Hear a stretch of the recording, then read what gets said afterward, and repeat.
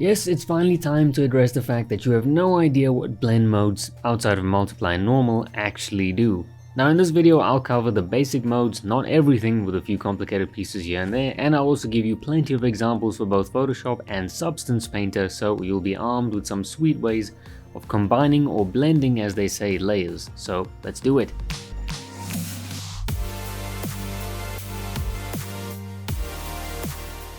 Alright, so like I said in the beginning, this video will cover the primary blend modes with a few secondary modes here and there, and if you want a full breakdown of every mode, I already have written an article covering just that, so links down below of course. Now first things first, let's go through the 6 primary blending modes and what they do, and actually before I do that, let's see what blending in the darks or lights actually means, because this will be one of the main themes throughout the blending modes, so it's a good idea to know what those do. Alright, so like I said, let's use Darken and Lighten as examples. Darken, as you can imagine, blends in the darks, while Lighten blends in the lights. This simply means that any dark areas for Darken will get mixed, while the lighter areas are pushed back or ignored. This is the opposite for Lighten, which will mix or blend in the lights and push back or ignore the darks. Now, that's it really. Understanding this will get you through a lot of what is happening with these modes. Now if that's the case, why are there over 20 blend modes? Well, that's because each one is just a relative to a primary blend mode and will share those characteristics with differences to a slight or large degree. Okie doke, now for the actual run through of the primary blend modes and why or when to use them. Normal modes don't do much other than have the layers on top of one another, and things like transparency aren't affected either, so that's pretty much it. The Passthrough mode, however, in Substance is a pretty cool mode, as it will see what the layers are doing under it and it will then apply any actions to those layers under. Blur and Smudge are great examples for Passthrough actions. Think of Passthrough as effects that pass through and affect the lower layers. You'll notice that Sharpen filter already has Passthrough enabled by default, as it wants to sharpen everything below it, which makes sense. Alright, and up next we have Darken Blendmodes. Yeah, so like I explained before, the Darken modes will blend in the darks, which will leave the lights to be pushed back or overtaken by the darks as seen on these alphas.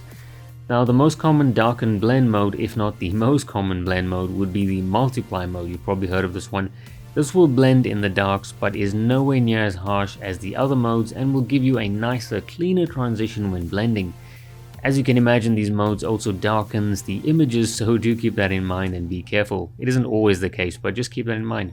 Now you can use Darken as an alternate mode for the harsher transitions, by the way, and Linear Burn for darker color blending. The linear or soft words denote a softer transition in general, by the way, so keep a lookout for those. Oh yeah, and one thing I forgot to mention or go through is the fact that certain modes are stack dependent. Now this means that it matters where you place the layers when blending, which means you will get a different result depending on whether the layer is on top or on the bottom of the stack. So Darken modes are usually not stack dependent, but some, like the Burn modes, are, so be careful. Again, all of this is fully covered on my blog, so give that a look if you need more information. Alright, and here's an actual use case for Multiply. So let's say that you have an area you want to affect with a mask, black and white, but you also want the white area to have its own details without affecting the black area with smooth transitions. Multiply will help you along with this, as you can see in the example in the video. Alright, so up next we have Lighten Blend modes, and just like I explained with the Darken modes, these modes will do the opposite and blend in the lights while pushing back or ignoring the darks. Now the most common light mode will probably be the Screen mode. Screen is basically the light version of Multiply, and it gives a nice clean smooth blend in the lights while pushing the darks to the back.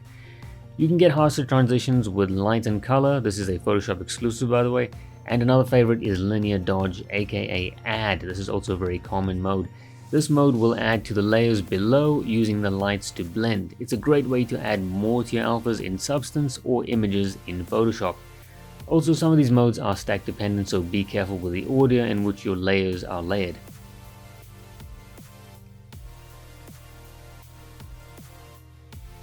Alright, so up next we have Contrast Blend modes, and these are actually quite fun as they combine the functions of both Lighten and Darken to create a mix of the two with variations depending on the mode type.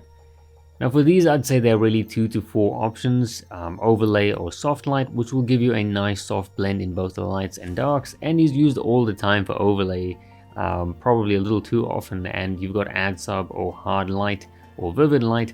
Add sub isn't actually available in Photoshop, so you can use hard light instead, and you can use these guys for some nice harsh transitions in areas of contrast. Now remember that these modes will blend in both the darks and lights depending on what you want to do. You can use add sub or hard light to blend in just the gradients. It will ignore the lightest and darkest areas, so it blends in the gradients. Overlay and soft light will blend both areas in a nice gradual way. And the modes often used to overlay layers without too much disturbance from each one. So these are nice gradual layers to use, the overlay and soft light, and you'll probably use them all the time in Substance.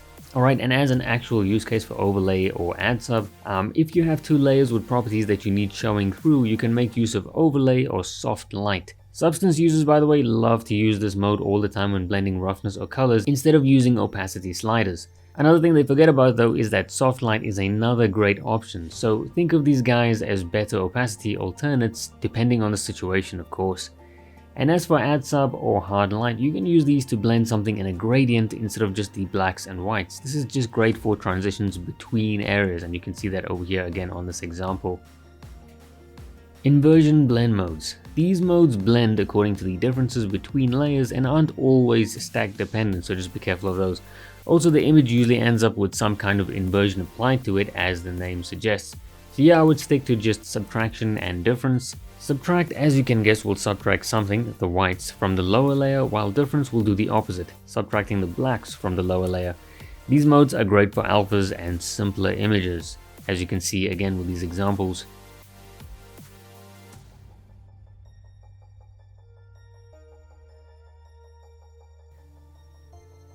And up next, or rather finally, we have component blending modes, and these modes affect either the hue, color or saturation and luminosity and are named accordingly.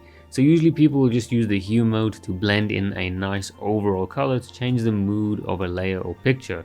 Of course, if you want to affect the color, you can use the color mode or the saturation mode to blend those aspects. Some of these need to be experimented with to truly understand them, so go ahead and do that. I guarantee you'll get further and have better confidence using these blend modes by doing just that. And yeah, that is pretty much it for this one. So like it if you liked it, dislike it if you didn't. And again, if you want more information, you can check out my blog, my website, my Discord, all of that good stuff. And again, I'll see you in the next one.